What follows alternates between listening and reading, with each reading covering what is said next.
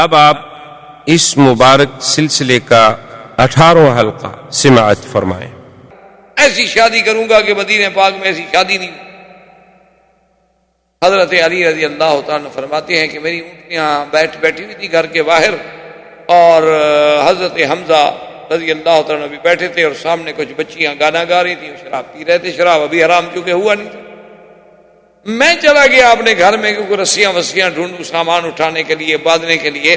مجھے کافی دیر ہو گئی تو ان مغنیات میں سے، ان بچیوں میں سے، گانے والیوں میں سے کسی نے کہہ دیا کہ سردار جو ہوتے ہیں وہ تو اونٹنیوں کے کوہان جو ہے نا ان کو کاٹ کے کباب کھلاتے ہیں۔ اونٹنیوں کے کوہان کا گوشت بڑا نرم ہوتا ہے کباب بنانے کے لیے۔ حضرت حمزہ جی اٹھے نشے کی حالت میں، انہوں نے جا کے دونوں اونٹنیاں ذبح کر دی، دونوں اونٹنیاں ذبح کر دی اور کہا اونٹنیاں کوہان کاٹو اور کباب بناؤ، کھلاؤ سب۔ اب جناب وہاں کباب بن رہے، حضرت علی آئے، دیکھا تو اونٹنیاں ذبح ہو گئی ہیں، گوشت جناب کٹا جا رہا ہے اور آگ جلی ہوئی ہے اور سیخیں رکھی جا رہی ہیں اور بیٹھے ہیں۔ انہوں نے کہا، حضرت علی کہتے ہیں میں تو رو پڑا کہ میرے پاس تو کل جائیداد وہی 2 اونٹنیاں تھیں۔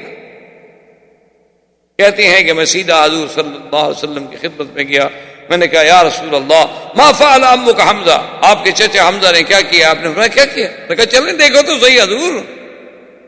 کہتے ہیں میں لے آیا، حضرت میرے ساتھ آ گئے، آگے آئے تو جناب کباب پک رہے ہیں اور تقسیم ہو رہے ہیں، حضرت حمزہ بیٹھے ہوئے ہیں۔ حضور نے فرمایا کہ حمزہ ماذا فعلت؟ اس نے یوں سر اٹھا کے دیکھا، کہنے لگا حل انتم الا عبید آبائی، معلوم ہوتا ہے کہ تم میرے باپ کے کوئی ملازم ہو، نوکر ہو، کیا کہنے آئے؟ کیا بات؟ حضور نے فرمایا علی یہ تو ہوش میں نہیں، جو اللہ کے نبی کو نہیں پہچان سکتا تو اس کو پھر اونٹنیوں کی کون سی پہچان تھی؟ یہ بیچارہ تو اپنے ہوش میں نہیں ہے، چلو میں بدلہ دوں گا اس کے بجائے آپ کو 2 اونٹنیاں میں دوں گا۔ اب میں چاچے کو کیا کہوں؟ چونکہ چاچا بھی تو وہ بڑا ایک عظمت ہے نا باپ کے مقام پر۔ حضور چپ کر کے واپس آ گئے۔ حضرت علی فرماتے ہیں حضور چلے گئے، میں مسجد نبوی کے دیوار کے ساتھ ماتھا پکڑ کے یوں بیٹھ گیا، گویا کہ میرے آنسو بہ رہے ہیں۔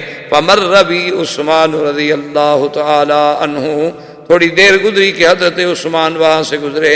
فرآنی وقال ماذا یبکیک یا علی، انہوں نے فرمایا علی کیا بات ہے، کیوں رو رہے ہو؟ میں نے ان کو سارا قصہ سنایا کہ حضور نے مہربانی کی ہے، بی بی فاطمہ الزہرا کی شادی پہ راضی ہو گئے، اب میرے پاس۔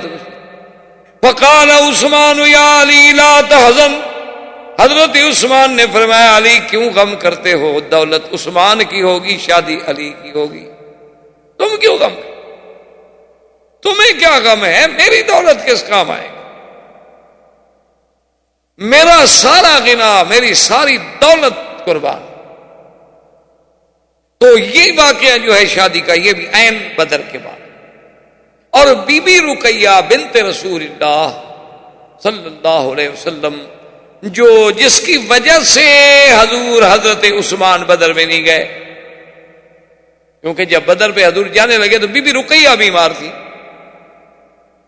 حضور نے فرمایا کہ یا عثمان تم نہ جاؤ، تم بی بی رقیہ کے ساتھ رہو، تمہاری بیوی بیمار ہے گھر میں، اس کو تکلیف ہے، تم ہمارے ساتھ نہ چلو۔ اچھا اس وقت تو غزوہ بدر کا کوئی تصور ہی نہیں تھا نا، اس وقت تو کوئی خیال ہی نہیں تھا کہ بدر میں غزوہ ہو جائے گا۔ وہ تو تصور اتنی تھا زیادہ سے زیادہ کہ بھی یہ قافلہ ابی سفیان کا جا رہا ہے اور ہم اس کے قافلے کو لوٹیں گے، ان کو پکڑ لیں گے، اس لیے کہ وہ ظالم جب ہمیں ہمارے گھر چھین لیے، ہمارے مکان چھین لیے، ہمیں مکے سے باہر نکال دیا، تو ان لوگوں کا تو مال لینا ہمارے لیے جائز ہے۔ یہ تو اللہ کو منظور یہ تھا کہ بھئی نہیں، اب یہ بات جو ہے، چاہے مسلمان حق پہ تھے، صحابہ حق پہ تھے، اللہ کے نبی حق پہ تھے، لیکن میرے رب چاہتے تھے کہ یہ فیصلہ ہو جائے، اب یہ مارکہ بن جائے، اب یہ جہاد بن جائے، اب یہ غزوہ بن جائے، اب یہ ذاتی اغراض پہ باقی نہیں۔ تو بی بی رقیہ کا وفات جو ہے وہ بھی غزوہ بدر کے بعد ہو گئی، اور حضرت عثمان کی پہلی بیوی بی بی رقیہ رضی اللہ تعالیٰ عنہ فوت ہو گئی، اور اس کے بعد حضرت عثمان رضی اللہ تعالیٰ عنہ کا یہ وہی مشہور واقعہ ہے کہ حضرت عمر ایک دن سرکار دو جہاں کی خدمت میں آئے اور کہنے لگے کہ یا رسول اللہ میرے ساتھ حضرت عثمان نے بڑی زیادتی کی۔ حضور نے فرمایا کیا زیادتی؟ اس نے کہا یا رسول اللہ حضرت عثمان کی بیوی فوت ہو گئی، تو میں نے جا کے خود کہا کہ عثمان تم میری بیٹی لے لو، میری بیٹی گھر میں بیٹھی ہوئی ہے تو مجھ سے شادی کر لو، بی بی حفصہ سے۔ اس لیے علماء نے لکھا ہے کہ دین میں شرم نہیں۔ آج مصیبت یہ ہے کہ ہمیں دین میں تو شرم ہے لیکن بے دینی میں شرم نہیں۔ مشکل یہ ہو گئی، اب کرے کیا؟ آج ہمیں دین میں تو بڑی شرم، ماشاءاللہ دین میں ہم بڑے ماشاءاللہ مہذب ہیں، لیکن بے دینی میں کوئی شرم نہیں۔ مثلا مثال کے طور پر، یعنی آپ اگر مدینہ منورہ جا رہے ہیں، ابھی جیسے جمعرات ہے، چھٹی ہوتی ہے، آدمی ارادہ کر لیتا ہے کہ چلو بھی مدینہ پاک کی حاضری ہو جائے، مدینہ جا رہے ہوں، آپ کی بیوی ہے، آپ کے دل میں خواہش ہو جائے کہ میں اپنی بیوی کے ساتھ اپنی حاجت پوری کر لوں، تو آپ جرت نہیں کریں گے کہنے کی راستے میں کہ بیوی کیا کہے گی، پاگل ہو گیا، کیوں؟ حالانکہ حلال ہے، کو بنا ہے۔ حضور نے فرمایا ولو علی قطب جمل، چاہے بیوی اونٹ کے کچاوے میں بیٹھی ہو، خامد کی تمنا ہے تو ٹھیک ہے، ولو علی تنور، اگر وہ تنور پہ کھڑی ہوئی روٹی لگا رہی ہے، خامد کی تمنا ہے تو چھوڑ دے، روٹی جل جائے، یہ نہ ہو کہ خامد کل جہنم میں جل جائے۔ لیکن نہیں کہیں، اگر آپ اور ہم کوئی بھی آپ میں سے، میں ہوں یا آپ ہوں، مدینہ جا رہے ہوں، راستے میں ویسے نعوذ باللہ کوئی لڑکی مل جائے تو کوئی چھوڑے گا؟ وہاں شرم نہیں ہے، اپنی بیوی سے شرم ہے۔ یعنی ہمیں تو حلال سے شرم ہے، دین سے شرم ہے، بے دینی سے شرم نہیں۔ حالانکہ اسلام یہ کہتا ہے کہ بھی دین میں شرم نہیں ہوتا، ان اللہ لا یستحی عن الحق، حق کی بات ہے کھل کے کرو۔ تو حضرت عمر غصے میں آئے، انہوں نے کہا یا رسول اللہ عثمان نے میرے ساتھ بہت زیادتی فرمائی، کیا بات ہو گئی؟ اس نے کہا حضور بھلا بیٹی والا بھی جا کے کہتا ہے کسی کو کہ میری بیٹی لے لو، لیکن میں نے تو خود جا کے کہا کہ میری بیٹی لے لو۔ عثمان چپ جو ہو گئے، جواب بھی نہیں دیا، نہ ہاں نہ نہ، چلو کہہ دیتے میں نہیں لیتا۔ خود نہیں کہنا چاہتے تھے، 2 دن کے بعد کسی کے ذریعے مجھے پیغام دے دیتے، لیکن یہ میری کتنی بڑی توہین ہے کہ میری بات کا جواب بھی نہ دیا جائے۔ حضور مسکرانے لگے، فرمایا عمر غصہ کرنے کی ضرورت نہیں ہے، اللہ تیری بیٹی کو وہ شوہر دیں گے جو عثمان سے بہتر، اور عثمان کو وہ بیوی دیں گے جو تیری بیٹی سے بہتر ہوگی۔ حضرت عمر کہتے ہیں مجھے سمجھ کچھ نہیں، میں نے حضور کے سامنے ادب سے چپ تو کر دیا کہ بھی اب حضور کی بات ہے، کون آگے بات کرے، لیکن سمجھ نہ آیا۔ آپ نے فرمایا عمر اللہ تیری بیٹی کو وہ شوہر دے گا جو عثمان سے بہتر ہوگا، اور عثمان کو وہ بیوی دے گا جو تیری بیٹی سے بہتر ہوگی۔ کہتے ہیں مجھے سمجھ نہ آیا۔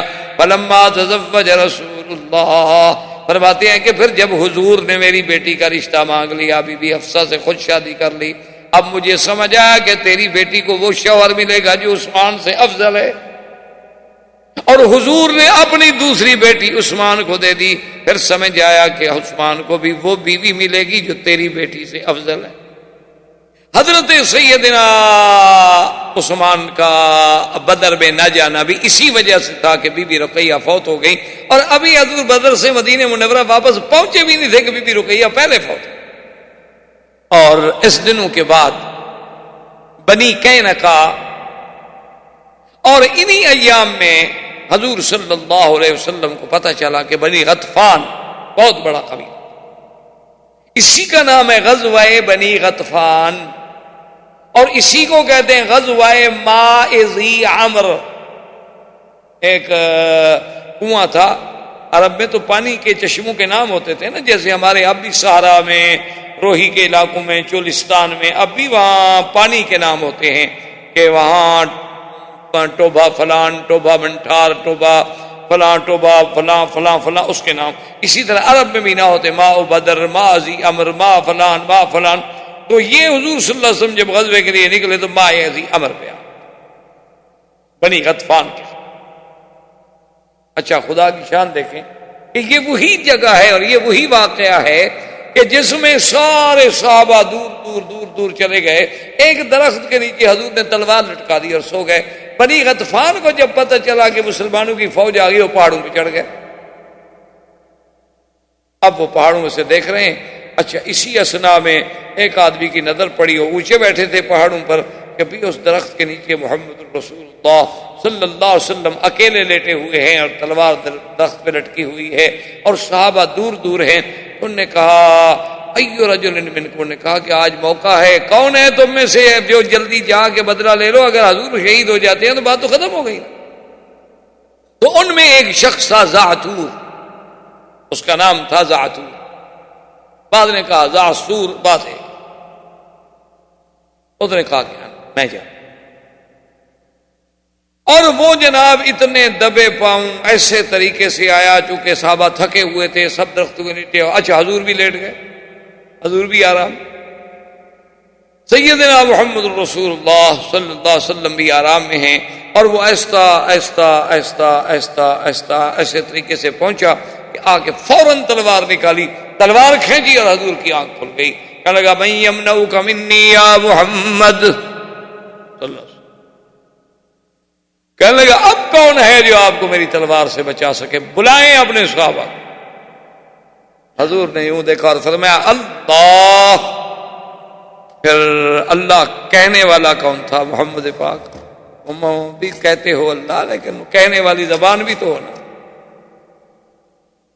اسی لیے لکھا ہے نا کہ ایک ہندو تھا، اس نے ایک درخت کے نیچے اپنا کوئی سسٹم اس طرح کا سیٹ کیا ہوا تھا کہ وہ درخت کے خاص مقام کے نیچے آ کے کھڑا ہو جاتا، اور جب وہ اصل میں وہ سارا سسٹم تھا اور پاؤں سے وہ دباتا تھا، لوگوں کو تو پتہ نہیں تھا، وہ وہاں کھڑے ہو کہتا رام، تو درخت سے آواز آتی رام رام رام، لوگ کافر ہو جاتے، ہندو دیکھو جی میرے کہنے سے درخت بولتا ہے، ہندو قوم بڑی وقار قوم ہے، ابھی دیکھا نہیں تھا ان کا ایک دیوتا دودھ پینے لگ گیا، بڑی عمر میں بیچارے کو پیاس لگ گئی، یا بچپن میں اس کو پلایا نہیں کسی، اور جب تحقیق ہوئی تو جناب نیچے سے پائپ لگائے ہوئے تھے اور دودھ نیچے جا رہا ہے، اوپر ڈال رہے ہیں جی دیوتا صاحب پی رہے ہیں، اور دیوتا ایسا بھوکھا کہ منو من دودھ پی گیا، ایسی بے وقوف قوم، انا للہ و انا الیہ راجعون۔ یہ ہم لوگ ہنستے ہیں، ہم بھی تو 11ویں کا کتنا دودھ پی چکے ہیں، وہ ایک مردہ دیوتا کا شو کرتے ہیں، ہم تو زندہ پی رہے ہیں نا، جانتے ہوئے کہ یہ ناجائز ہے، حرام ہے، غلط ہے، پی رہے ہیں، غیر اللہ کے نام پر نظر ہے، غیر اللہ کے نام پر منت ہے، کیسے حلال ہے پی رہے؟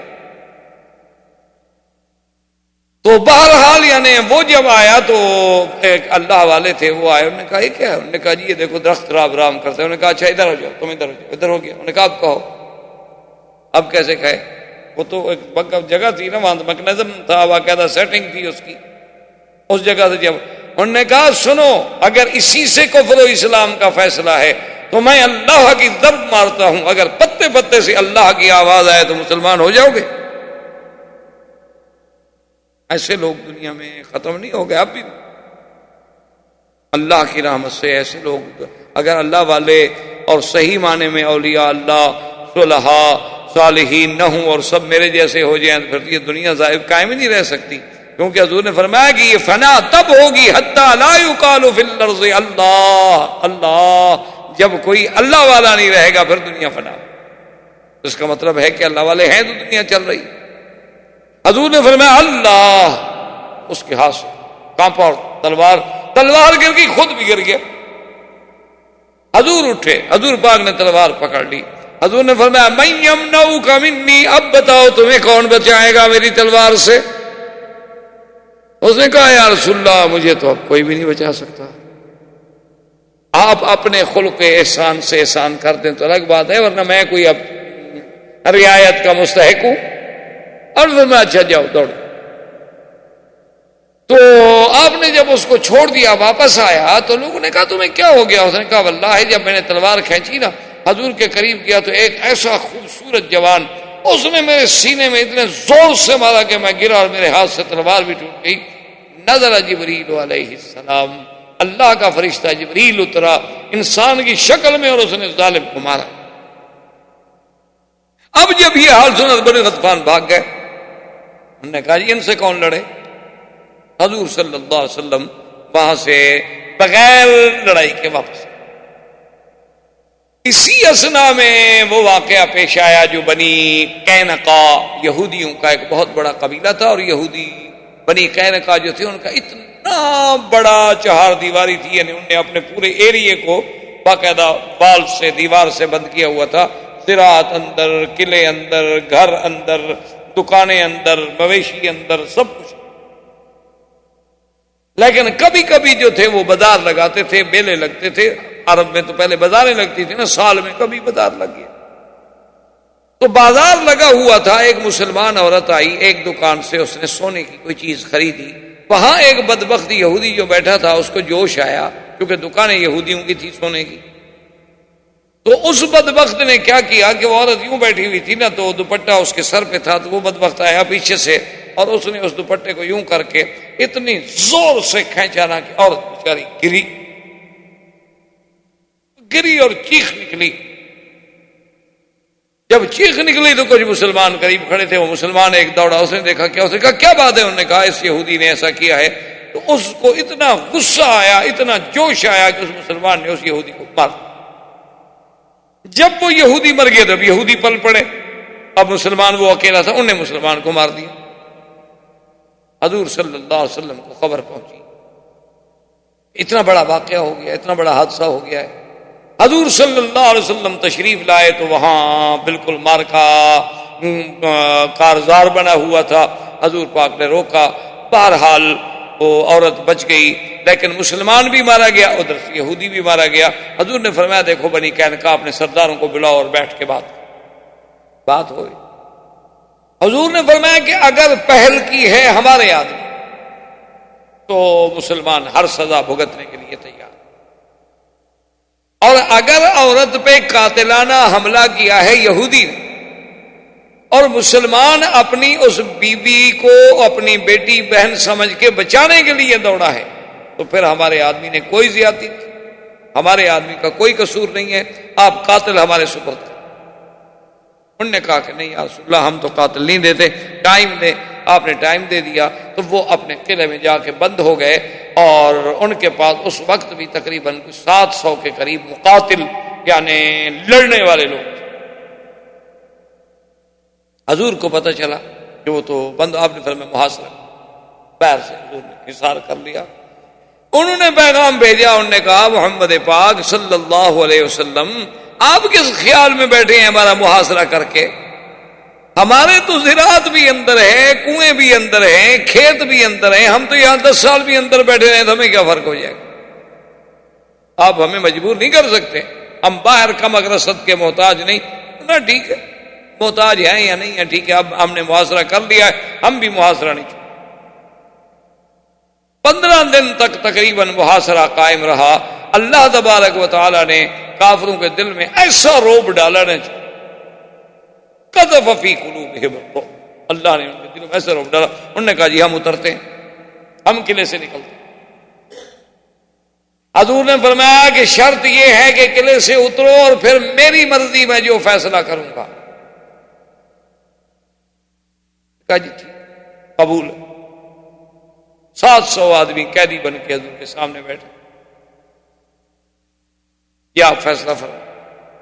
عبداللہ ابن ابی ابن ابی سلول ابن سلول جو رئیس المنافقین تھا، بظاہر مسلمان تھا، اس کا بنی قینقاع سے بڑا تعلق تھا. وہ دوڑا ہوا آیا، اس نے کہا کہ یا رسول اللہ احسن الی موالیک، مہربانی کرو ان غلاموں احسان کر دو.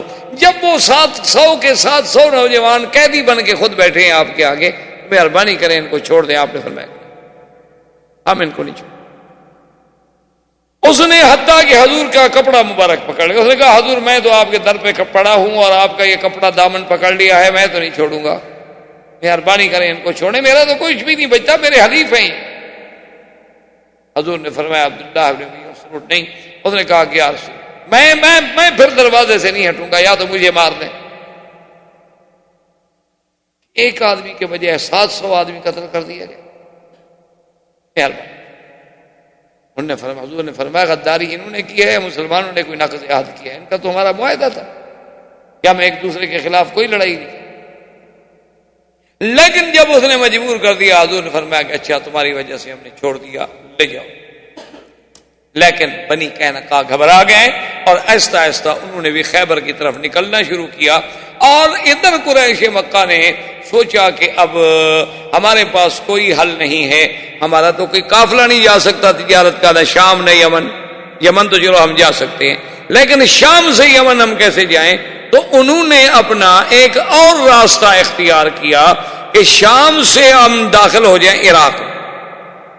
عراق سے ہم جائیں شام یمن، اور یمن سے پھر ہم سیدھا آ جائیں مکہ، لیکن وہ راستہ بہت لمبا تھا، اس راستے سے قافلے لے جانے کے اخراجات بہت بڑے تھے۔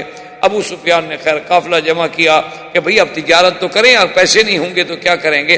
تو 1,00,000 درہم کی تو صرف اس میں چاندی تھی اس قافلے میں، اور اتنی خفیہ طریقے سے قافلے کو انہوں نے روانہ کیا اور چلایا کہ کسی کو خبر نہ چلے۔ اللہ کی شان ہے کہ ایک آدمی تھے نعیم ابن مسعود اور ایک تھے سلیم، یہ اکٹھے بیٹھے ہوئے تھے اور شراب پی رہے تھے۔ شراب پیتے پیتے نعیم ابن مسعود جو نشے میں آیا تو اس نے کہا بھئی بتائے تمہیں ہمارا تو قافلہ اب جا رہا ہے اور قافلہ ایسا، اور سلیم نے اور کھولا، وہ کھلتا کیا شرابی آدمی، سارے معلومات ہو گئے۔ اس نے مسلمانوں کو خبر کر دی کہ قافلہ ابی سفیان کا آ رہا ہے۔ حضور نے حکم دیا کہ قافلے کو پکڑو۔ ابو سفیان کو پتہ چلا کہ مدینے کی تو فوجیں لے کے حضور صلی اللہ علیہ وسلم خود چل پڑے ہیں، تو وہ قافلہ چھوڑ کے بھاگ گیا، سامان سارا چھوڑ کے بھاگ گیا۔ اس کے بعد اس نے مکے میں بیٹھ کے اب فیصلہ کیا کہ بھئی اب ہمارے پاس کوئی حل نہیں، نہ ہمارا راستہ محفوظ ہے، نہ ہماری تجارت محفوظ ہے، نہ اب تو ہم پھر زندہ نہیں رہ سکتے۔ اب یہ ہے کہ ساری قوت کو جمع کرو اور ایک ہی دفعہ مسلمانوں سے ٹکرا جاؤ۔ تو اس نے احابیش، بنو غطفان، تمام قبائل کو اکٹھا کیا، کہا چندہ کرو، ہم اس مسلمانوں پہ حملہ کریں۔ اب جنگ احد کے اسباب پیدا ہونے شروع ہوئے۔ زندگی باقی انشاءاللہ تو بات باقی۔ وآخر دعوانا ان الحمدللہ رب العالمین۔ برادران اسلام، واجب الاحترام بزرگوں، دوستوں، بھائیوں، عزیز نوجوانوں، دروس سیرت طیبہ کا سلسلہ اللہ تبارک و تعالی کی توفیق اور عنایت سے حضور صلی اللہ علیہ وسلم کے زمانہ ولادت سے ہم غزوہ بدر اور غزوہ بدر کے بعد جو واقعات پیش آئے وہاں تک اپنے دروس کا سلسلہ پہنچا سکے۔ تو غزوہ بدر کی کامیابی کے بعد کفار مکہ پہ اتنی بڑی ضرب پڑی کہ ان کے 70 آدمی مارے گئے، 70 قید ہو گئے۔ اور اس دور میں تو یہ عدد جو ہیں یہ بہت بڑے عدد سمجھے جاتے تھے۔ یہ تو اب ہے نا کہ چلو جی لاکھوں بندے مر گئے، اس دور میں تو یہ برابر کی لڑائیاں ہوتی تھیں، تلوار کی، تیر کی، اور اس کے بعد نیزے کی، باقاعدہ برابر میں مبارزت، اور بڑے سے بڑا، یعنی یہ تو اس دور میں بہت بڑی فوج سمجھی جاتی تھی کہ مکے والے 1000 آدمی لے کر مقابلے پہ آ جائیں۔ تو اگر 1000 آدمی 313 کے مقابلے پہ اس بری طرح شکست کھائے کہ 70 سردار اس کے مارے جائیں اور 70 جو ہے قید ہو جائیں، تو یہ ان کے لیے کوئی معمولی بات نہیں۔ اس لیے پورے کفار جو تھے ان کا خون کھول گیا، اور مکے میں ہر طرف، ہر گھر میں ماتم، کیونکہ کوئی ایسا گھر نہیں تھا نا کہ جس کا بندہ یا مارا گیا یا گرفتار ہو گیا۔ ہر گھر میں ایک ماتم قضا بن گیا۔ ابو سفیان سردار بنا۔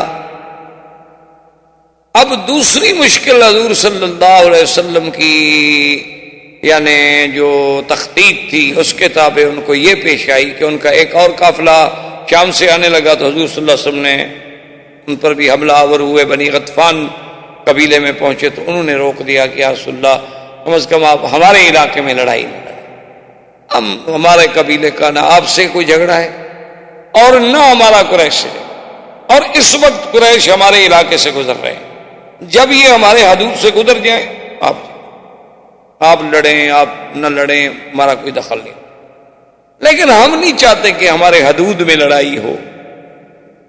تو بہرحال قافلہ نکل گیا، لیکن مکے والوں کے لیے ایک مسئلہ تو پیدا ہو گیا نا کہ اب تو قافلہ آ نہیں سکتا،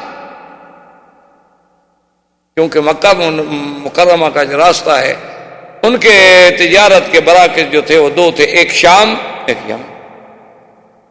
اب یمن تو وہ جا سکتے تھے، ٹھیک ہے کیونکہ مکے سے یمن کا راستہ جو ہے وہ تو مدینہ منورہ راستے میں نہیں آتا، وہ تو یہ طریق اللیس سے سیدھا مدینہ چلے گئے، شام یمن چلے گئے، لیکن شام جانے کے لیے جو راستہ ہے وہ تو حل کوئی نہیں تھا ان کے پاس باسوائے مدینہ منورہ کے۔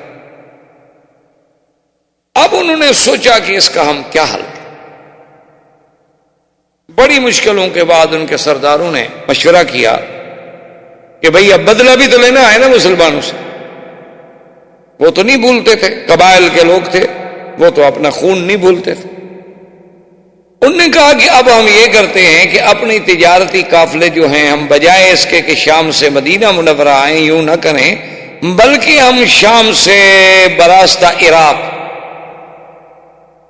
کا راستہ لے کر اوپر سے پھر یعنی بالکل مدینہ منورہ سے کافی دور جو ہے پھر نیچے اتریں، کیونکہ یہ نجد کا علاقہ جو کہلاتا ہے، جو آپ بھی جانتے ہیں کہ یہ حجاز ہے اور پھر نجد ہے، یہ نجد کا علاقہ صرف یہ نہیں کہ ریاض کو نجد کہتے ہیں، بلکہ یہ نجد العراق، پورے عراق تک جو ہے وہ نجد ہے۔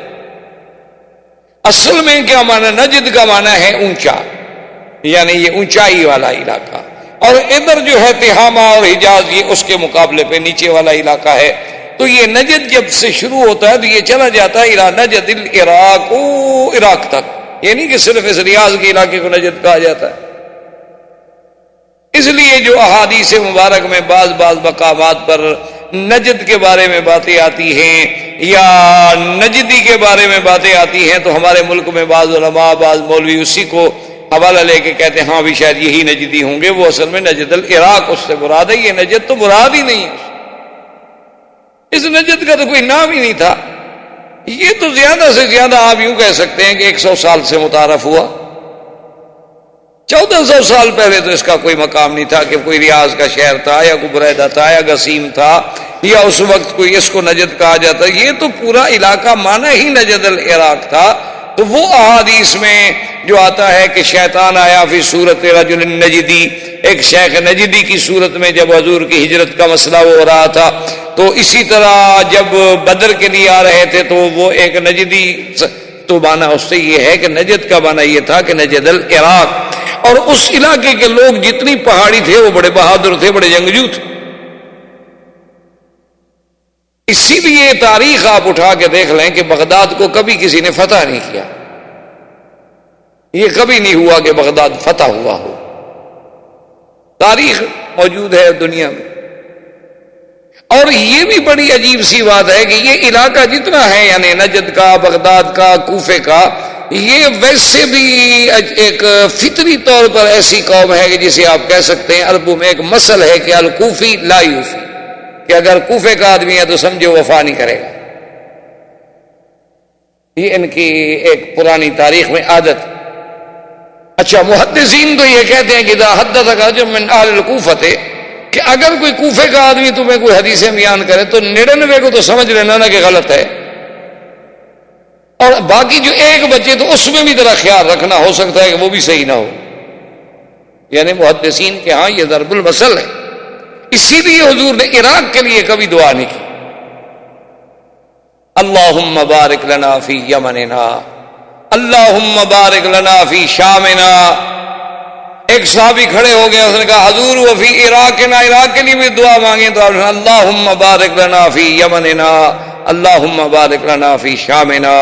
اس نے کہا حضور بھی مہربانی کریں وہ نجد العراق کے لیے تو دعا مانگیں، فیہا میرتنا و میرت اہلنا، ہمارے لیے تو وہاں سے کافی چیزیں آتی ہیں کھانے کی پینے کی، ہمیں بڑی تکلیف ہوگی اگر وہاں قحط ہو گیا، تو آپ اس کے لیے بھی دعا کریں۔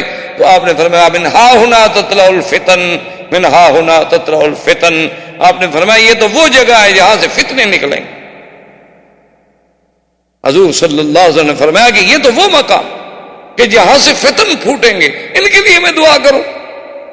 تو اسی طرح یاد رکھیں کہ جو حدیث مبارک میں آتا ہے کہ حضور پاک نے سرکار دو جہاں نے فرمایا کہ ستفترق امتی علی 73 فرقۃ کلہم فی النار الا ما انا علیہ واصحابی، او کما قال رسول اللہ صلی اللہ علیہ وسلم۔ حضور نے فرمایا کہ میری امت جو ہے وہ 73 فرقوں میں بٹ جائے گی، اور وہ 73 فرقے جو ہیں ان میں سے سب کے سب جہنمی ہوں گے، صرف ایک فرقہ جنتی ہوگا۔ صحابہ نے پوچھا ومن ہم یا رسول اللہ، وہ کون سا فرقہ؟ فرمایا جو میرے اور میرے صحابہ کے راستے پہ، باقی سب جہنمی ہوں گے۔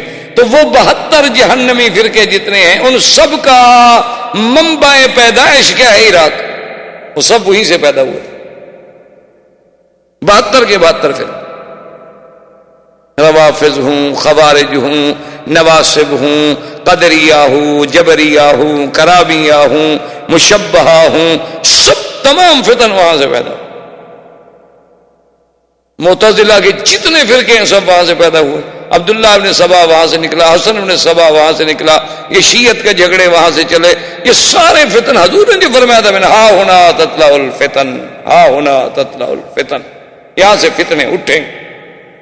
اللہ پاک معاف کرے، اللہ تبارک و تعالی محفوظ رکھے۔ تو بہرحال میرے کہنے کا مقصد یہ تھا کہ وہ نجد کا علاقہ جو تھا، تو یہ نجد تھوڑا نہیں تھا، یہ نجد عراق تک جاتا تھا۔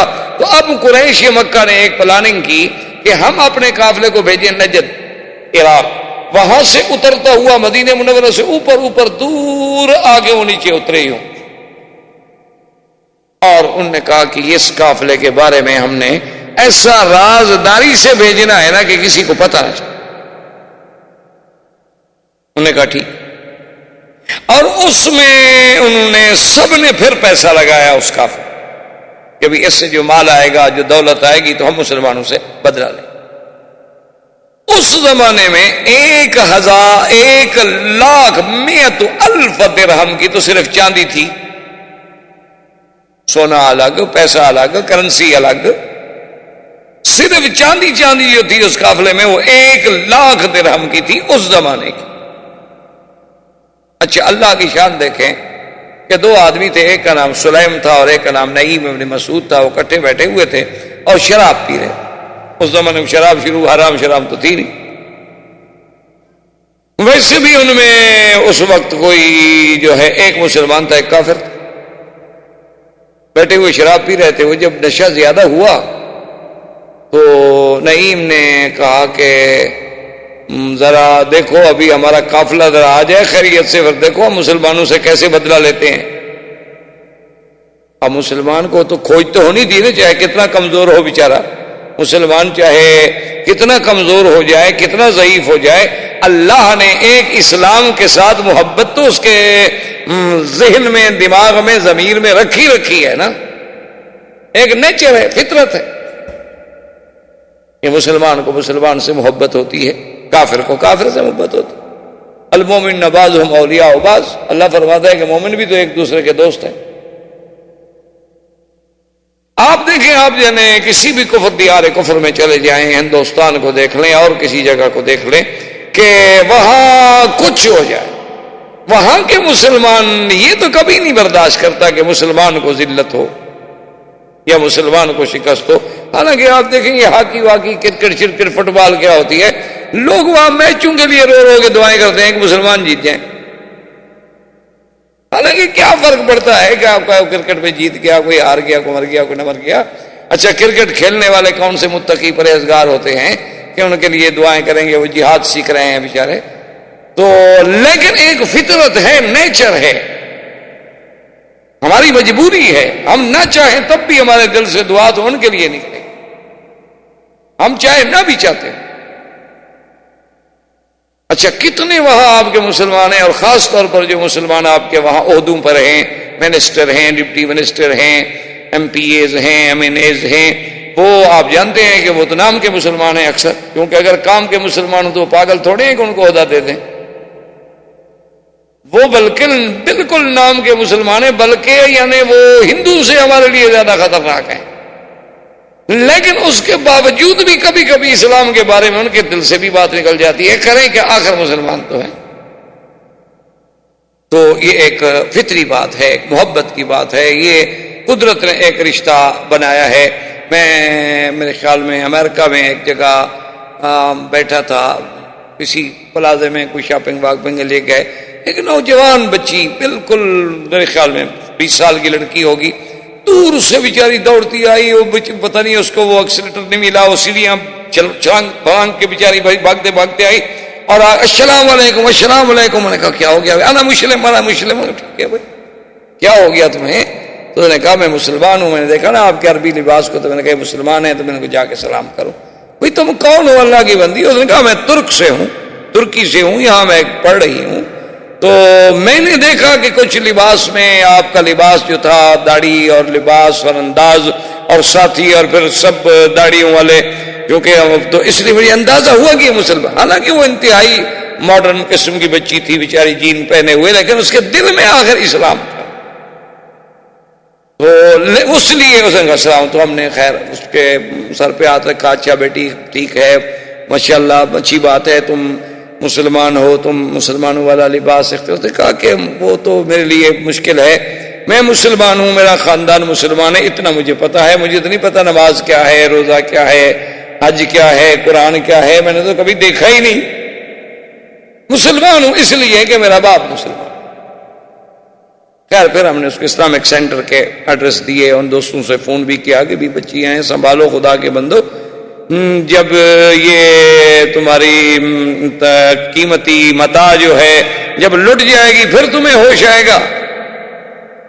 تو خیر بہرحال تو انہوں نے قافلہ بھیجا. تو اس نے شراب کے نشے میں, یہ شراب کا نشہ جو ہے یہ ایسی بلا ہے کہ اس میں آدمی پھر چھپا نہیں سکتا.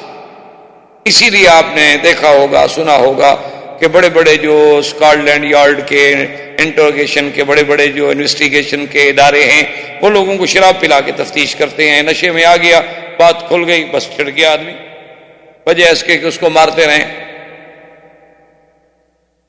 تو وہ ان کے بعد اب یہ ایسے تھے, تو وہ جناب کھل گیا. اس نے کہا ایک قافلہ آ رہا ہے اس میں یہ ہے اور یہ ہے, اور اس دفعہ مسلمان ہمارا کچھ نہیں بگاڑ سکتے. اب وہ ہمارا قافلہ نکلے گا شام سے اور نجد العراق سے اور فلاں فلاں وادیوں سے ہوتا ہوا, مسلمانوں کو کیا پتا بلا مدینے والوں کو. وہ جناب اس مسلمان نے بات مدینے پہنچا دی. 200 سوار اس گھوڑے کی اپنا قافلے کی حفاظت کے لیے ابو سفیان نے رکھا تھا, صرف جو حفاظت کرے. 200 سوار, 200 نوجوان مسلح. مسلمانوں کو پتہ چلا حضور نے حکم دیا صحابہ کو کہ نکلو بیت مقابلے پہ, کیونکہ دشمن کی اقتصادی طور پر جب شارک نہ کاٹی جائے تو دشمن تو نہیں ہار سکتا. سب سے بڑی جنگ تو اقتصادی جنگ ہے. تو اب جناب یہ ہے کہ یہ تو ہم کس بات کا رونا روئیں. وہ جیسے ایک بزرگ نے کہا تھا نا جی کہ اپنا تن ہم داغ داغ شد پمبا کجا کجا نہیں ہم, کہ جب سارے بدن پہ زخمی زخم ہو تو بھائی کہاں کہاں پھایا رکھیں, کہاں کہاں مرہم لگائیں. تو اصل بات تو یہ ہے نا جی کہ آج جو کہتے ہیں نا جی مسلمان قافلے لوٹتے تھے, قافلے لوٹتے تھے, بدر میں قافلہ لوٹنے آئے تھے, وہ تم کیا کر رہے ہو اقتصادی طور پر سارے مسلمان ملکوں کے ساتھ؟ تمہاری اگر اقتصادی جنگ ہے تو ہماری بھی تو اقتصادی جنگ تھی. تم نے کیا کیا ہوا ہے کہ 2 بروکر آ کے ایک ملک میں بیٹھ جاتے ہیں, پورے اس ملک کے ڈالر خرید لیتے ہیں, اس کے بعد اپنے مرضی سے بیچتے ہیں, 2 دن کے اندر اندر ملک کی پوری معیشت ختم ہو جاتی. کیا ہو رہا ہے مسلمان ملکوں میں؟ آپ نے دیکھا ہے صرف 2 آدمی 2 بروکر آ جاتے ہیں, وہ پورے جتنا اس وقت یعنی جو فارن کرنسی اویلیبل ہو اس ملک میں, پاؤنڈ ہے, ڈالر ہے, مارک ہے یا نئے کو سب لے لیں, جس بھاؤ پہ ملتا ہے لے لیں. اب 2 دن کے بعد جناب ملک کو ہوش آتی ہے کہ ملک پہ تو ڈالر نہیں رہا, ہم نے تو آگے قرضہ دینا ہے, باہر ایلسیاں کھلی ہوئی ہیں, پیمنٹ کرنی ہے, وہ تو سارا لین دین ہم ڈالر میں کرنا ہے. اب کہاں سے؟ انہوں نے کہا جی وہ تو پارٹی, اچھا وہ کہتے ہیں جی ٹھیک ہے ہم بیچنے کے لیے تیار ہیں, لے لو. 40 پہ خریدا تھا 65 پہ بیچ رہے ہیں. دھڑام سے ملک جو ہے جناب ختم. کبھی سٹاک ایکسچینج بیٹھ گیا, کبھی سٹاک مارکیٹ بیٹھ گئی, کبھی یہ بیٹھ گیا, کبھی وہ بیٹھ گیا. کیونکہ مسلمان تو ماشاءاللہ اللہ ان کو پیسے دے دے, پھر یہ تو ایک ہی بات سوچتا ہے نا کہ کار بھی نہیں ہو, بیوی بھی نہیں ہو, بس یہ 2 ماڈل تبدیل ہونے ضروری ہیں اگر پیسے ہوں. یہ جو شریف ہیں ایک والے, ان کے پلے کچھ نہیں, ان کو پیسے دے دیں, آپ دیکھیں کل کیا کرتے ہیں. میں نے اپنے 99 سال کے دوست دیکھے ہیں جن کو پیسے ملے جناب تو دوسرے دن شادی کرتے. یہ جن کی تنخواہ میں گزارا ہے پورا سورا, مکان کا کرایہ, کھانا پینا, اس کے بعد کو 500,000 ریال بچ گیا, وہ بیچارہ کیا شادی کا سوچے گا؟ اس کو تو پہلی بیگم ہی ڈراتی ہے خواب میں. تو اگر اسے آپ دولت دے دیں تو پھر دیکھیں کہ جناب وہ کتنی دولتیاں مارتا ہے. دولت کے ساتھ دولتیاں تو پھر کھلتی ہیں نا, یہ تو اس کا اثر ہے. تو اب جناب جب قافلہ نکلا، مسلمان جب پہنچے، اللہ نے ایسا روب ڈالا نا جی کہ وہ قافلے کا قافلہ چھوڑ کے بھاگ گئے، قافلہ اپنا سامان چھوڑ کے بھاگ گئے۔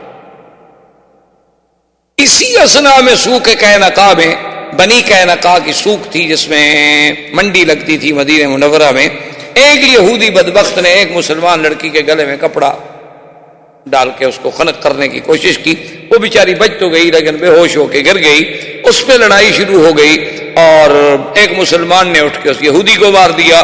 اب یہودی ان کے چونکہ زیادہ طاقت تھی، ان کا گھر کبھی قریب تھا، ان کے بندوں نے آ کے مسلمانوں کو مار دیا، ایک نیا مسئلہ پیدا ہو۔ یہ سارے اسباب تھے، ادھر ابو جہل کی قتل، کفار کی موت، اور پھر بنو نذیر اور بنی قینقاع یہودیوں کی ذلت جو مدینے میں رہنے والے تھے، یہ سارے اسباب بنے کہ اب سارے کافر مل کے ایک مستقل حملے کی تیاریاں کر کے تیار ہوئے کہ بھئی اب حل کوئی نہیں ہے، اب مسلمانوں کے ساتھ اپنی پوری قوت کو ٹکرا دو۔ ابو سفیان دوڑا، بنو غطفان کے پاس گیا، احابیش کے پاس گیا، قبائل کے پاس گیا، بنو ثقیف کے پاس گیا، بنو حذیل کے پاس گیا، تمام قبائل کو جا کے تقریریں کر کر کے اس نے ابھارا کہ بھئی مسلمان تو ہمارے لیے ایک مسئلہ بن گئے ہیں، اب ہم سب مل کے ایک دفعہ مدینے پہ حملہ کریں تاکہ ان کی قوت کو ہمیشہ کے لیے ختم۔ اور ابی سفیان بہت بڑا خطیب تھا، بولنے والا تھا اور سردار تھا قریش کا، بڑا خوبصورت انسان تھا، اور اس کی بات میں ایک جادو تھا، وہ جہاں جائے اور تقریریں کرے اور لوگوں کو ابھارے۔ انجام یہ ہوا کہ تھوڑے سے وقت میں، حالانکہ اس سے پہلے ابی جہل جیسا بدبخت تھا، اس سے پہلے امیہ بن خلف تھا، عتبہ عتیبہ تھا، شیبہ ربیعہ تھا، ولید بن المغیرہ تھا، لیکن وہ سارا زور لگا کہ 1000 بندہ تیار کر پائے۔ ابو سفیان نے 3000 بندہ تیار کیا مدینے پہ حملہ کرنے کے۔ یہ یہاں سے جب نکلے حضور صلی اللہ علیہ وسلم کو خبر کہ کفار تیاری کر چکے ہیں، اور معلوم یہ ہوا کہ یہاں کے یہود جو ہیں وہ بھی ان کے ساتھ ملے۔ حضور صلی اللہ علیہ وسلم نے صحابہ کو جمع کیا، کیونکہ اللہ کا حکم تھا کہ کوئی مسئلہ پیش آ جائے تو آپس میں مشورہ کرو۔ سرکار دو جہاں صلی اللہ علیہ وسلم نے سارے صحابہ کو بلا لیا، جو بڑے بڑے ارباب حل و عقد تھے، جیسے سیدنا ابی بکر، سیدنا عمر، سیدنا عثمان، سیدنا علی، طلحہ، سعد، بڑے بڑے لوگ جو تھے، جو یعنی صاحب فکر و رائی تھے، ان سب کو بلایا گیا۔ تو اس میں عبداللہ ابن ابی ابن سلول جو منافقوں کا سردار تھا وہ بھی آ گیا، چونکہ وہ بھی تو ایک قبیلے کا سردار تھا اور بظاہر مسلمان تھا۔ اسلام کی عظمت دیکھیں کہ اللہ نے ایک حکم رکھا ہے کہ کوئی فیصلہ، چاہے وہ خلیفہ ہو، چاہے امیر المومنین ہو، چاہے بادشاہ ہو، اسلام اجازت یہ نہیں دیتا کہ وہ اپنے عقل کل اپنے آپ کو بنا لے اور خود فیصلے کر لے، نہیں۔ فشاورہم فی الامر فاذا عزمت فتوکل علی اللہ، اللہ نے فرمایا میرے نبی ہر مسئلے میں مشورہ۔ اسی مشورے کو آپ کے لوگ جو ہے نا جمہوریت قرار دیتے ہیں، حالانکہ یہ بات نہیں۔ مشورے کا معنی ہوتا ہے ارباب حل و عقد سے، یعنی ان لوگوں سے رائے لی جائے جو صاحب الرائے ہیں۔ مثلا ایک آدمی کو اگر کوئی زخم لگا ہے، چوٹ لگی ہے، تو اب اس کا فیصلہ جو ہے وہ تو ڈاکٹر کی اوپینین کر سکتی ہے نا، یہ تو نہیں مولوی وکیل کو بلا کر اس کے بارے میں رپورٹ لکھو جی کتنا گہرا زخم ہے، کتنا چوڑا ہے، کتنا لمبا ہے، ہڈی تک پہنچا ہے نہیں پہنچا ہے، اب یہ کتنا نقصان دہ، مجھے کیا پتا بھائی۔ معنی یہ ہوتا ہے کہ ہر صاحب رائے سے رائے لی جائے، جو اس موضوع پہ ایک اتھارٹی ہے اس سے پوچھا جائے۔ حضور صلی اللہ علیہ وسلم نے فرمایا کہ بھی اس میں تو کوئی شک نہیں نا کہ کافر آ رہے ہیں، چل پڑے ہیں مکے سے، وہ نکل پڑے ہیں، اب وہ کوئی سیر کرنے تو نہیں آ رہے ہیں نا۔ اس زمانے میں 3000 کا قافلہ چلانا، 3000 آدمی کا کھانا اور 3000 آدمی کا سارے اخراجات برداشت کر رہے ہیں، سفر کی تکلیفیں، صعوبتیں، دکھ سکھ، بیماریاں، پھر ان کے پیچھے جو گھر والے لوگ ہیں ان کے اخراجات، خرچے کون دے گا؟ جو لوگ تمہارے لیے جنگ پہ نکل رہے ہیں۔ تو حضور نے فرمایا کہ اب مشورہ ہمیں یہ کرنا ہے کہ کیا ہم مدینہ منورہ کے اندر شہر میں داخل ہو کر لڑیں یا ہم مدینہ منورہ سے باہر نکل کر ان کا راستہ روکیں. حضور پاک نے ایک رائے طلب کی. صحابہ نے پوچھا یا رسول اللہ صلی اللہ علیہ وسلم آپ کی رائے مبارک کیا ہے؟ حضور نے فرمایا میری رائے تو یہ ہے کہ ہم مدینے سے نہ نکلیں. انہوں نے کہا کہ اس کی وجہ حضور نے فرمایا انی رأیت رؤیا، میں نے خواب دیکھا ہے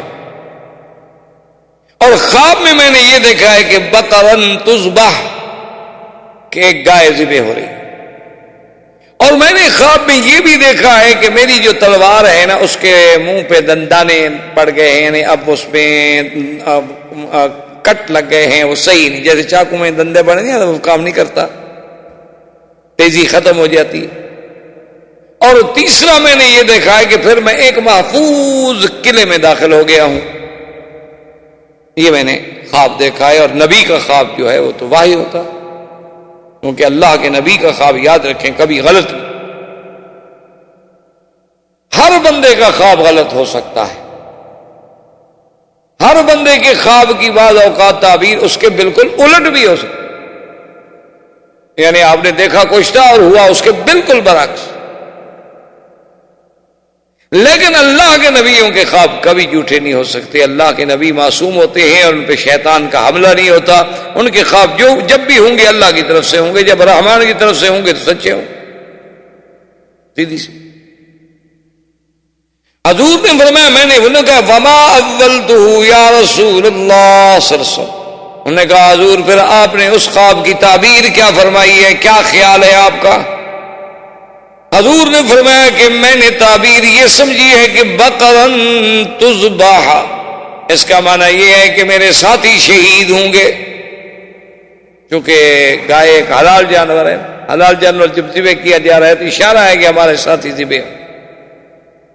انہوں نے کہا حضور جو تلوار میں آپ نے دیکھا کہ آپ کی تلوار کی دھار جو تھی اس میں دندانے پڑ گئے، سلم آ گئے، تو اس سے آپ نے کیا مراد ہے؟ فرمایا اس سے معلوم ہوتا ہے کہ میرا کوئی خاندان کا کوئی قریب میرے کوئی اہل بیت کا آدمی بھی شہید ہوگا، جس کی وجہ سے گویا میری تلوار جو ہے ناکارہ ہو گئی. تو انہوں نے کہا کہ حضور آپ نے یہ بھی تو دیکھا کہ ایک بند قلعے میں، محفوظ قلعے میں پھر آپ داخل ہو گئے. تو انہوں نے فرمایا اس سے مراد مدینہ منورہ ہے. تو اس لیے حضور کی رائے مبارک یہ تھی کہ ہم مدینہ منورہ کے اندر رہیں، اور پھر مدینہ منورہ کے اندر ہمارے پاس پانی ہے، چشمے ہیں، کنویں ہیں، باغ ہیں، کھجوروں کے درخت ہیں. تو اور وہ تو مکہ سے آگے بیٹھے ہوئے ہیں 500 میل دور، کب تک وہ بیٹھے رہیں گے محاصرہ کر کے؟ کب تک وہ اپنے پیچھے سے کمک منگوائیں گے ان کو آپ روٹی پہنچانے کے لیے؟ 400 میل سے آئے گا ایک قافلہ. گندم ختم ہو گئی، آٹا ختم ہو گیا، کھجور ختم ہو گئی، تو 400 میل سے آئے گی. تو اس لیے میرا خیال یہ ہے کہ، لیکن اصل بات یہ تھی کہ یاد رکھیں سب سے پہلی بات تو تقدیر کا فیصلہ ہے کہ جو اللہ فیصلہ کر چکا اس کو کون روک سکتا. اسباب یہ تھے کہ بعض صحابہ جو بدر میں شریک نہ ہو سکے، اور بدر کے بارے میں جب اللہ نے قرآن اتارا اور حضور نے ان کی شان بیان کی تو صحابہ میں وہ تڑپ گرائے کہ بھائی ہائے پہلا غزوہ تھا اور اتنی شان والا غزوہ اور ہم لوگ اس میں شریک نہ ہو سکے. تو حضرت انس بن النضر کھڑے ہوئے، انہوں نے کہا کہ یا رسول اللہ میں غزوہ بدر میں بھی شریک نہیں ہو سکا، خدا کی قسم ہے کہ اگر اللہ نے مجھے کوئی موقع دیا نا کافروں کے ساتھ لڑنے کا تو پھر میں دکھاؤں گا کہ لڑائی کیسے ہو. حضور نے سن. اچھا وہ عبداللہ ابن ابی ابن سلول جو کافر منافقوں کا سردار تھا، اس کی بھی رائے یہ تھی کہ ہمیں مدینہ منورہ سے باہر نہیں جانا چاہیے. رائے اس کی بھی یہی تھی. اچھا وہ تو اس کی رائے تو واضح بات ہے بزدلی پہ مبنی تھی. وہ تو بزدل تھا کہ باہر جا کیوں لڑے، جو شہر میں ہے نا کسی کو کیا پتا ہم لڑ رہے ہیں کہ نہیں لڑ رہے. شہر میں بیٹھے ہوئے ہیں، جی ٹھیک ہے جی ہم بھی لڑ رہے ہیں نا، بیٹھے ہوئے تھے اپنے گھر میں ہیں. تو اس کی رائے اپنی تھی، لیکن صحابہ کا جوش خروش دیکھنے کے بعد اپنا حضور پاک چپ کر کے اٹھے اور اپنے گھر تشریف.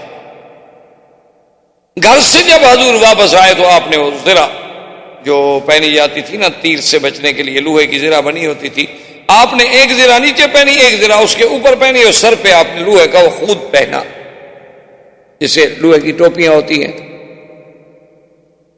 آج بھی آپ دیکھیں نا جی، جو آپ کے انجینئر لوگ جو ہیں کسی سائٹ پہ کام کر رہے ہوں تو سر پہ بیچارے ٹوپیاں رکھتے ہیں تاکہ بھی اوپر سے خدا نہ خواستہ کوئی چیز گر جائے، کوئی چیز تو ہیڈ جو ہے سر پہ تو چوٹ نہ لگے۔ اب سب صحابہ گھبرا گئے، انہوں نے کہا بھی حضور تو جنگ کے لیے تیار ہو کے آ گئے، لیکن معلوم یہی ہوتا ہے کہ ہم نے جو بار بار کہا نا کہ باہر لڑیں باہر لڑیں باہر لڑیں، اس کا مطلب ہے کہ ہم نے مجبور کیا ہے حضور کو، حضور کی ذاتی رائے نہیں ہے۔ کہیں ایسا نہ ہو اس وجہ سے کوئی اللہ کی ناراضگی ہم پر آ جائے۔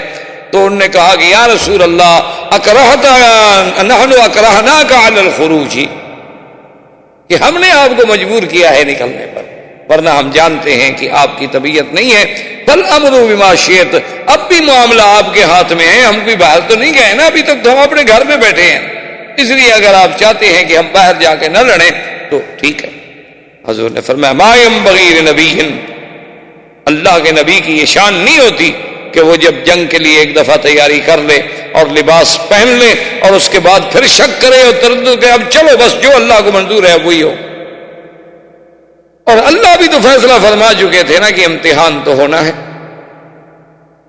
اب یہ دونوں لشکر جو ہیں مقام احد آپ نے دیکھا ہے، جبل احد یہ وہ عظیم جبل ہے جس کو اتنا بڑا شرف ملا ہے کہ حضور پاک کا محبوب ہے، اور یہ بھی اللہ کے نرالے فیصلے ہیں، آدمی کی سمجھ سے بالا تر ہیں۔ اس لیے مسلمان کا کام یہ ہوتا ہے کہ وہ تقدیر کے ہر فیصلے پہ سر جھکا دے، بات سمجھ آ جائے تو آمنا، نہ سمجھ آ جائے تو ہمارے عقل کا قصور ہو سکتا ہے، اللہ کی حکمت میں تو کوئی قصور نہیں ہو سکتا۔ یعنی سب سے بڑا پہاڑ جو محبوب پہاڑ ہے حضور کا وہ احد ہے، اور اسی محبوب میں ہی محبوب کو شکست ہوئی۔ حضور صلی اللہ علیہ وسلم جب احد کے لیے تشریف لے گئے، وہاں پہنچنے کے بعد آپ نے اپنے صحابہ کو بلایا اور ان میں سے 70 صحابہ کی آپ نے ڈپٹی لگائی کہ تم یہ دیکھ لو کہ یہ سامنے دو پہاڑوں کے درمیان میں تھوڑا سا فاصلہ ہے، جسے کہا جاتا ہے کہ یہ راستہ ہے، درہ ہے، ایک تو ہے نا پہاڑیوں ملا ہوا ایک جگہ، ایک تھوڑا سا پہاڑ میں فاصلہ۔ حضور نے فرمایا کہ دیکھو تمہاری ڈیوٹی یہ ہے کہ تم لوگوں نے اس مقام پر ہی رہنا ہے بس۔ حتیٰ کہ حضور نے اتنے سخت لفظ بھی فرمائے کہ اگر ہم سب کے سب قتل ہو جائیں اور جنگل کے بھگیاڑ آ کر ہماری بوٹیاں نوچ رہے ہوں تب بھی آپ نے یہ جگہ نہیں چھوڑنی، آپ لوگوں نے یہیں کھڑے رہنا ہے۔ انہوں نے کہا جی حاضر، ٹھیک۔ اسی طرح پھر صحابہ میں رضوان اللہ علیہم اجمعین میں کچھ میسرا، کچھ میمنہ اور کچھ کی درے پہ ڈپٹی لگی۔ ابو سفیان بھی آ گیا، اور ابو سفیان پورے قافلے کی قیادت کر رہا تھا، اور جنگ کی قیادت جو تھی وہ خالد بن الولید کر رہے تھے۔ خالد ولید ابھی مسلمان نہیں ہوئے تھے، اور یہ تو تاریخ جانتی ہے کہ خالد بن الولید جیسا جنگجو آدمی اور جنگ کا ماہر کہ جس کے جنگی کارناموں کو تو قیصر اور کسریٰ نے اور روم نے اور سب نے تسلیم کیا، کہ اتنا اچھا جنگ لڑنے والا لڑانے والا آدمی ہم نے نہیں دیکھا دنیا۔ اب جناب مسلمانوں کی اور کفار کی حرب شروع۔ اچھا خدا کی قدرت دیکھیں کہ کافروں کا جب آدمی آیا پہلی مبارزت میں تو کافر کا آدمی مارا گیا، ان کا دوسرا آدمی آیا وہ دوسرا بھی مارا گیا، تیسرا آدمی آیا وہ تیسرا بھی مارا گیا۔ اب کافر گھبرا گئے پھر کہ بھئی یہ کیا ہوگا، یہ تو پھر ہمارے لیے یہاں بھی کوئی خاص ہماری اتنی قوت ہے، اتنی طاقت ہے۔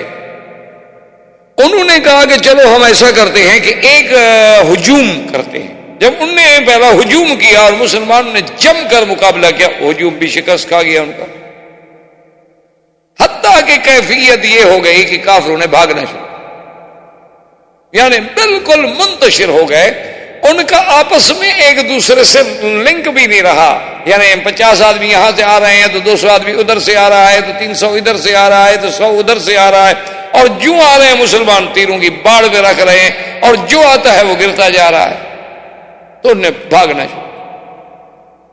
اللہ کے قرآن میں جیسے غزوہ بدر کے بارے میں اللہ نے قرآن میں آیات نازل فرمائی ہیں، غزوہ احد میں اس سے بھی زیادہ تفاصیل اللہ کے قرآن میں ایک ایک کلمے کی تفسیر موجود ہے، اور جس بندے کے سامنے سیرت رسول کا پہلو نہ ہو وہ ان آیات قرآن کو سمجھ ہی نہیں سکتا۔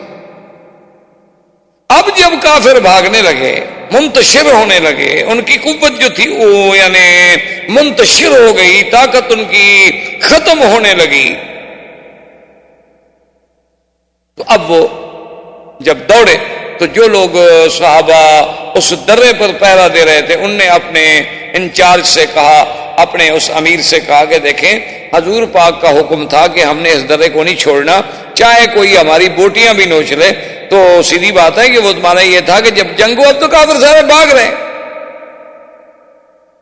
وہ تو بھاگ گئے، تو ہم مال غنیمت میں بھی کیوں شریک نہ ہو جائیں؟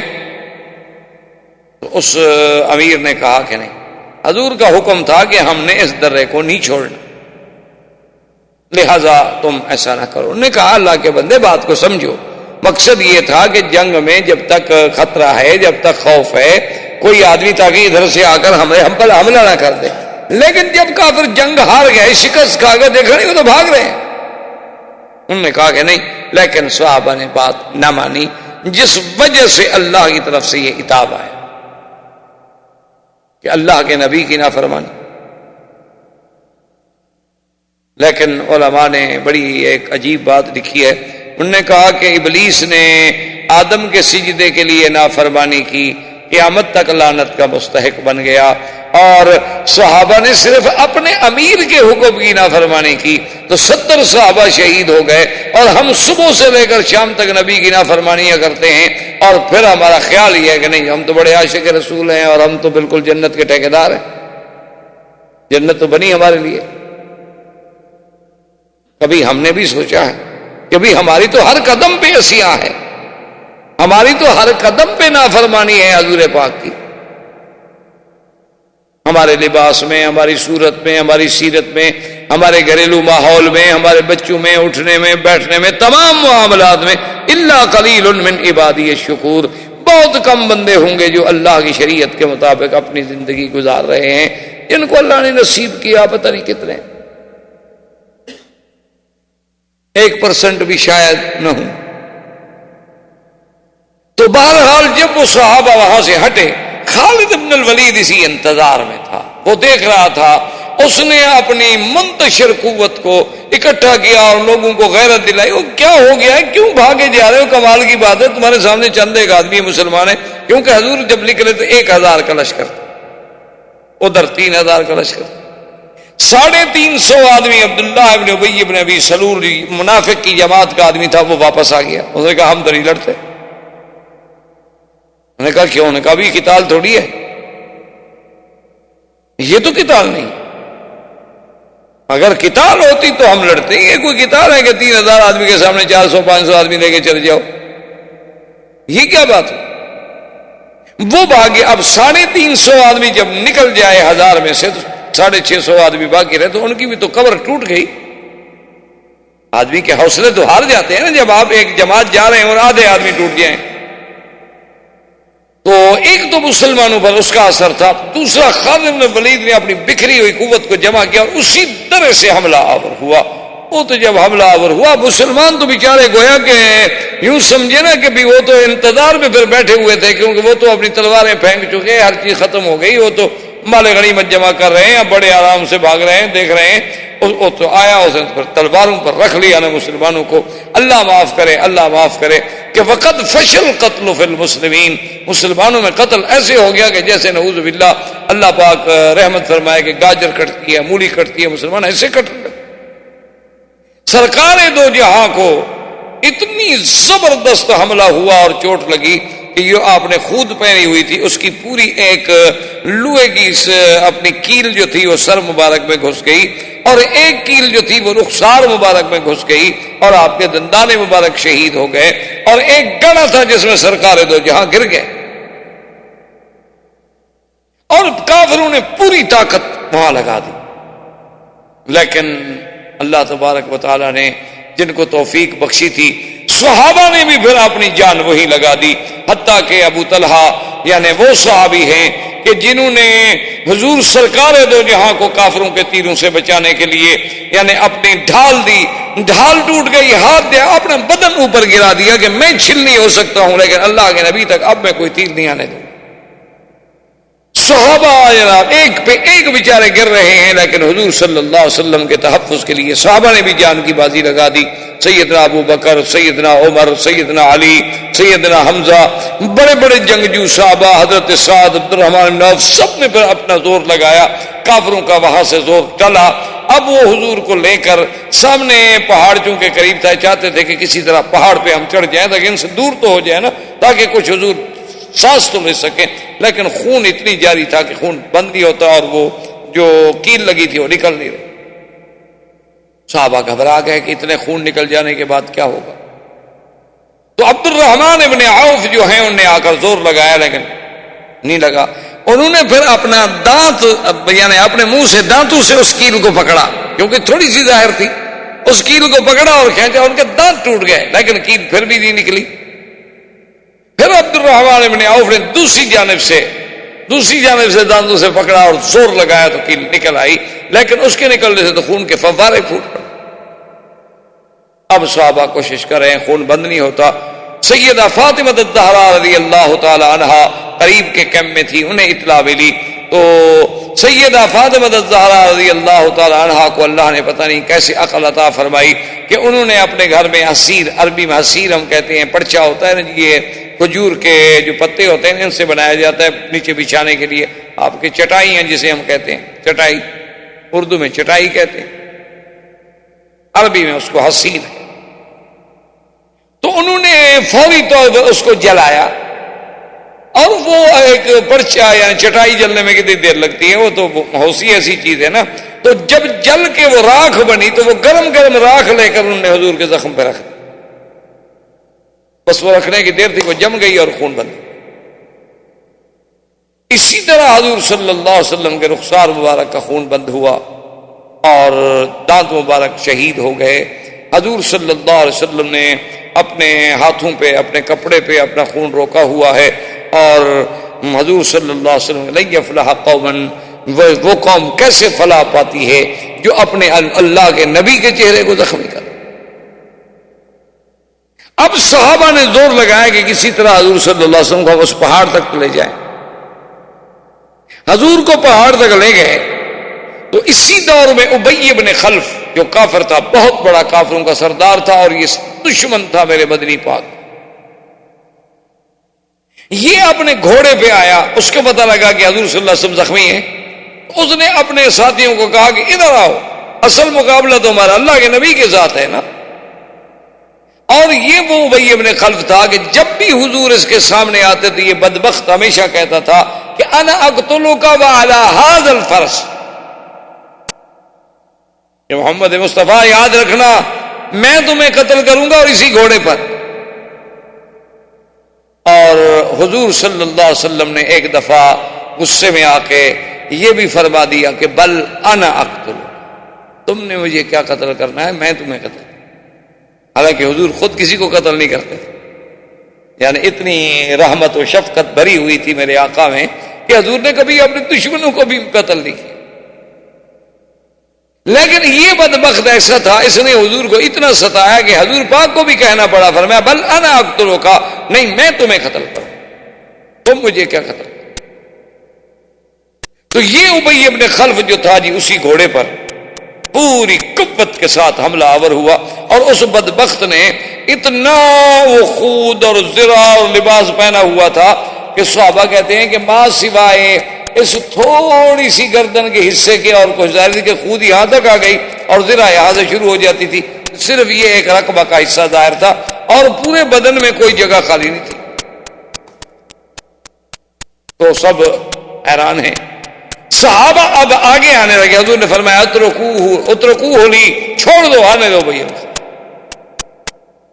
نے کہا حضور آپ زخمی ہیں، سرکار دو جہاں آپ تو کھڑے نہیں ہو رہے کمزوری کی وجہ سے، اور وہ ظالم گھوڑے پر سوار ہیں اور بڑا ظالم ہے اور قاتل ہے اور بڑا جنگجو ہے. حضور نے فرمایا اترکو ہولی، ہٹ جاؤ. حضور نے فرمایا عمر حاضر یا رسول اللہ. فرمایا مجھے نیزہ دو. حضرت عمر کیا کرے، حضور کا حکم ہے، اللہ کے نبی کے حکم کو کوئی روک تو نہیں سکتا نا. جلدی سے نیزہ دیا تو صحابہ کہتے ہیں کہ حضور نے ایسے نیزہ پکڑا اور نیزہ پھینکا اس ظالم کی طرف.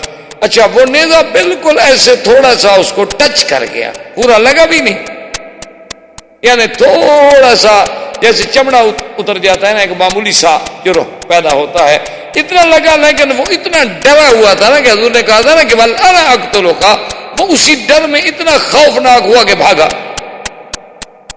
اس کے جو ساتھی اس کے ساتھ وہ بھی بھاگے، الٹے پاؤں بھاگا اور جا کے جناب دور معسکر الکفار، جہاں ان کا پورے لشکر کا پڑاؤ تھا، اس کے اندر جا کے وہ گھوڑے سے اترا اور رو رہا ہے اور چیخ رہا ہے جانوروں کی طرح. تو سارے اکٹھے ہو گئے. نے کہا کیا ہو گیا بھائی تمہیں؟ نے کہا بھائی تمہیں کیا ہو گیا؟ انہوں نے کہا مجھے نبی نے قتل کر دیا. کہا زندہ بیٹھے ہو، کہاں قتل ہو گئے ہو؟ بدبخت سامنے تو بیٹھے ہو.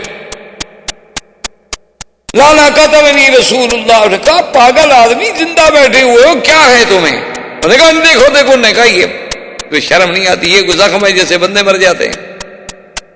ایک خراش لگ گئی ہے، لگ گئی، بات ختم ہو گئی. انہوں نے کہا کہ نہیں، جو نبی نے کہا ہے نا بس قتلنی محمد، مجھے تو محمد مدنی نے مار دیا. اور خدا کی قدرت ہے یہی زخم ایسا اس کو لگا کہ وہ چند دنوں کے اندر اندر مر گیا. فقتلہ رسول اللہ صلی اللہ علیہ وسلم. اور اسی واقعے میں اب جناب مسلمانوں کی ہزیمت کا تو یہ عالم تھا. اللہ تبارک و تعالی رحمت فرمائے کہ 70 صحابہ شہید ہوئے. کافروں کے کل 22 آدمی مارے گئے، صحابہ میں سے 70 شہید ہو گئے. اور سیدنا حمزہ رضی اللہ تعالی عنہ عم رسول اللہ، حضور صلی اللہ علیہ وسلم کے چچا جو ہیں، تو ہندا وحشی کو لے کر آئی اور حضرت حمزہ کی لاش تلاش کی. اور لاش تلاش کرنے کے بعد آپ کے کان کو کاٹا، آپ کے ناک مبارک کو کاٹا، آپ کے چہرے پہ زخم لگائے، آپ کے پیٹ کو چاک کیا اور اندر سے کبد آپ کا جگر جو تھا وہ نکالا اور چبانے لگی. چونکہ اس نے قسم کھائی تھی کہ میں حمزہ کا جگر چبا کے کھاؤں گی، کیونکہ انہوں نے ہی اتبا شیبہ اس کے خامد کو اور باپ کو اور بھائی بیٹے کو مارا تھا جنگ بدر میں. تو اس عورت کے اندر انتقام تھا. قبائل کے لوگ تھے نا، سردار تو تھے لوگ، قوم تو تھی نا. یہ الگ بات ہے کہ کافر تھے، دشمن تھے، لیکن ان میں اپنے خون کا بدلہ اور اپنے بڑوں کا بدلہ لینے والی بات تو ان کے گھٹی میں پڑی ہوئی. تو لیکن خدا کی قدرت ہے کہ سیدنا حمزہ کے قبض کو چبا نہ سکی، کھا نہ سکی. بڑی کوشش کی کھانے کی، لیکن جو زور لگایا وہ نہ چبا سکی، تو وہیں پھینک کے پھر چلی گئی. تو جب حضور لاشیں دیکھتے ہوئے آئے اور سیدنا حمزہ کی لاش پہ پہنچے، صحابہ کہتے ہیں فبکا رسول اللہ حتی ابکانا، حضور خود اتنی رو پڑے کہ ہم سب رو. اس حالت ام رسول اللہ سیدنا حمزہ بطن من ابطال الاسلام. اور صرف سیدنا حمزہ رضی اللہ تعالیٰ عنہ کو نہیں بلکہ کئی صحابہ کو نعوذ باللہ ان کافروں نے مسلح کیا کہ ٹکڑے ٹکڑے کر دیا، ہاتھ کاٹ لیا، پاؤں کاٹ لیا، کان کاٹ لیا. وہ بدر کا ایک جوش جو تھا اس کا بدلہ لے رہے. حضور پاک نے حکم دیا کہ سب صحابہ کو ان کی لاشیں اکٹھی کی جائیں اور ان کو کوئی عہد سے باہر نہ لے جائے. اسی اسنا میں ایک صحابی تھے میرے آقا کے جن کا نام تھا حضرت حنزلہ رضی اللہ تعالی.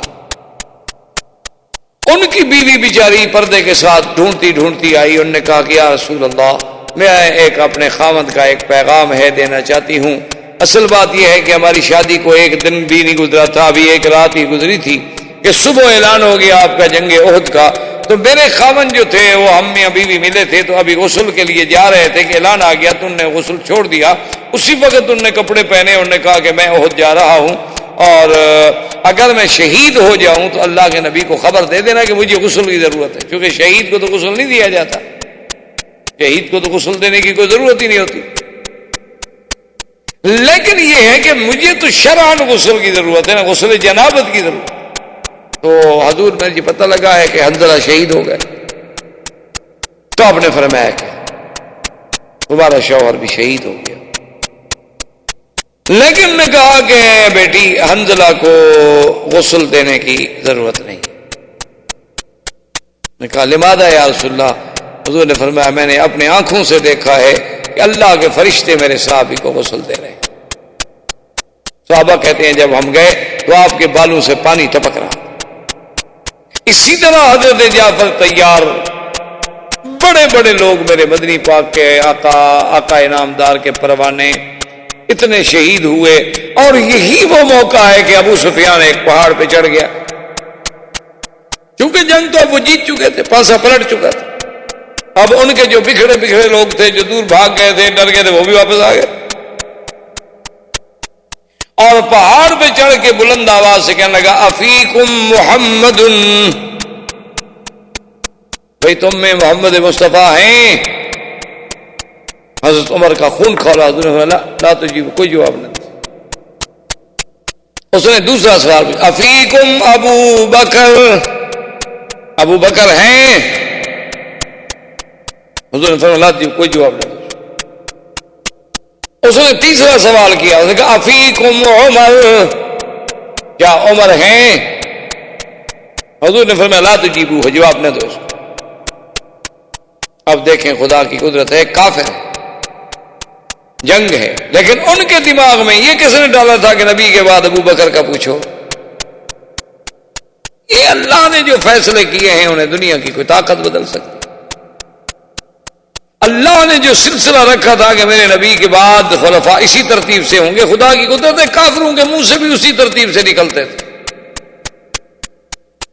اس کے بعد وہ خوش ہو گیا، کہنے لگا ان قتلوا جميعا فاعلوا حبل، کہ یہ سب اگر قتل ہو گئے تو آج ہمارا خدا حبل جو ہے بلند ہو. حضرت عمر نے کہا حضور اب تو صبر نہیں ہوتا، اب آپ فرمائیں تو جواب دو. آپ نے کہا ہاں جواب دو. اللہ اعلی واجل. اس نے کہا نا اعلو حبل. اس نے فرمایا تم کہو اللہ اعلی واجل. ابو سفیان نے پھر ہا کر کہا لنا العزى ولا عزى لكم، کہ آج عزا کی وجہ سے عزت ہمیں ملی ہے، آج عزا خدا نے ہمیں عزت دی ہے، تمہارے پاس کوئی عزت نہیں. حضور نے فرمایا جواب دو اللہ مولانا ولا مولا لکم، اللہ ہمارا حامی و ناصر ہے، تمہارا نہیں ہے تو امتحان.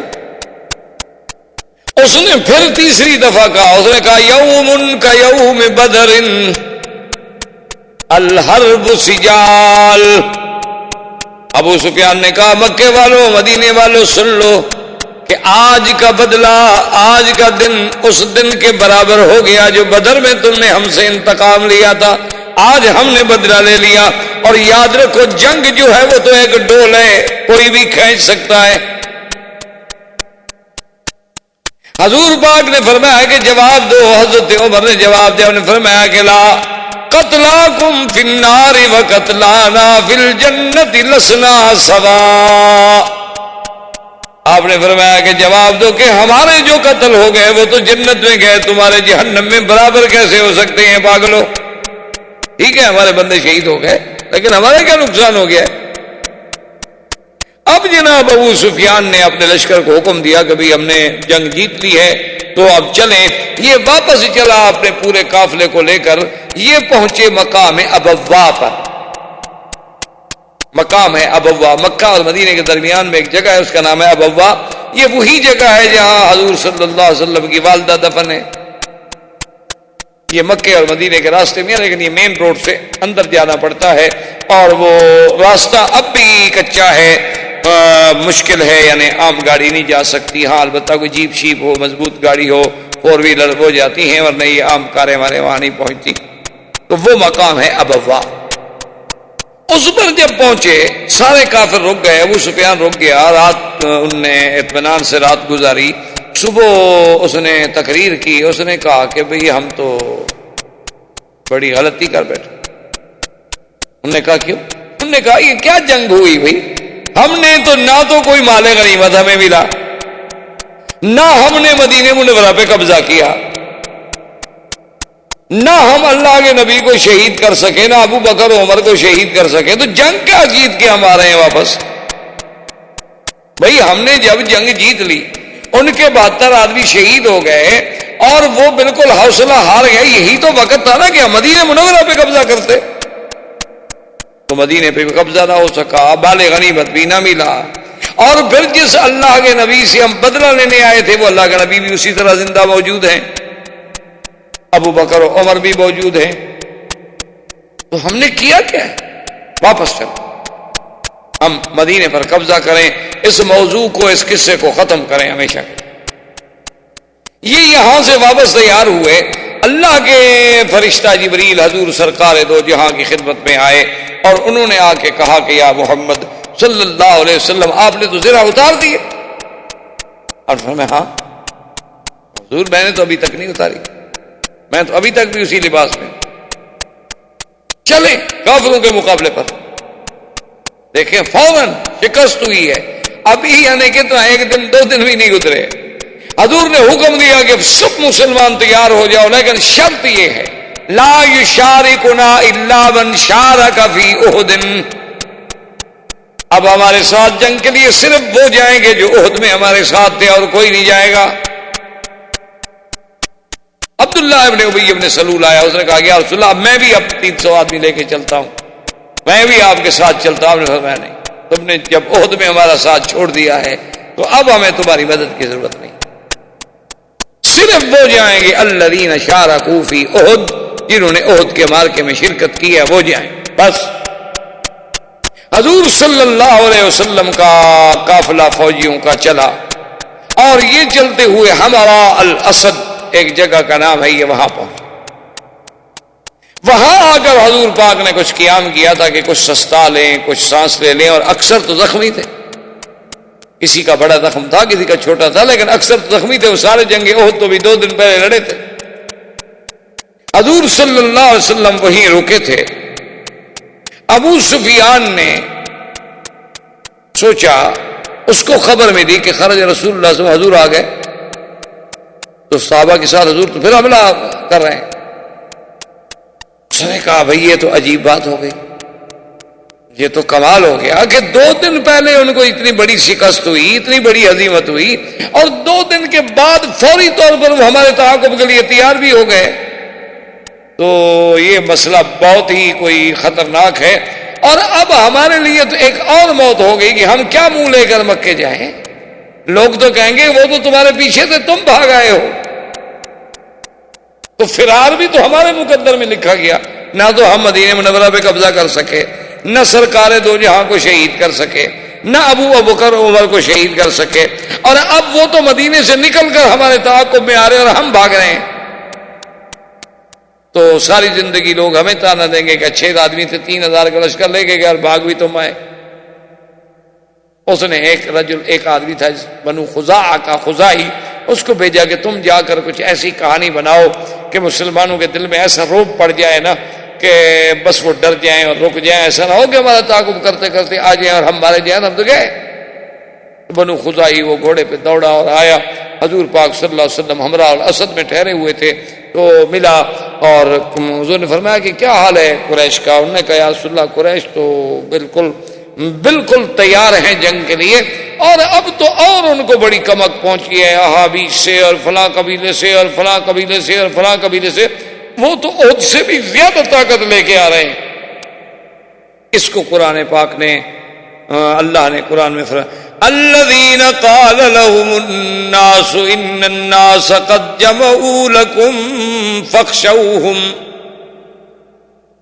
اللہ نے فرمایا کہ جب لوگوں نے آ کے خبر دی کہ دشمن تمہارے لیے بہت بڑا لشکر اب تیار کر چکا ہے, ڈرو. فزادهم ایمانا, صحابہ کی یہ بات سن کر بجائے ڈرنے کے اور ایمان بڑھ گیا, اور ان کی زبان سے نکلا قالوا حسبنا اللہ ونعم الوکیل. احباب کرام, اس کے بعد اب آپ اس مبارک سلسلے کی CD نمبر 19 سماعت فرمائیں.